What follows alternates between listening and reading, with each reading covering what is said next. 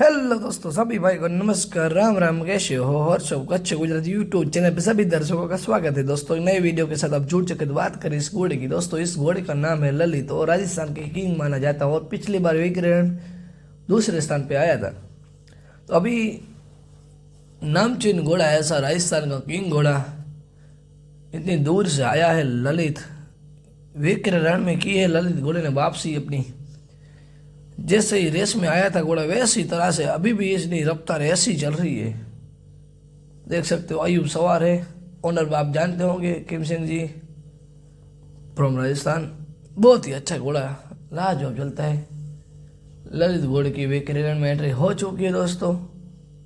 बढ़िया लाजवाब चाल है इसकी, दोनों का ताल में बहुत अच्छा जम रहा है दोस्तों। अभी चल रही है विक्रम रेस की 14 तक बड़ा मेला है जहाँ पे कई सारे घोड़े आने वाले हैं और कई सारे घोड़े आ भी चुके हैं। राजस्थान, सूरत, अहमदाबाद, यूपी, बिहार, महाराष्ट्र, सब जगह से, सूरत वगैरह जगह से घोड़े आए हैं इधर। आप भी आइए, आपका घोड़ा लेके 14 तारीख को बड़ा मेले में। और दोस्तों टाइम मत भूलना, 11 बजे रेस स्टार्ट हो जाएगी।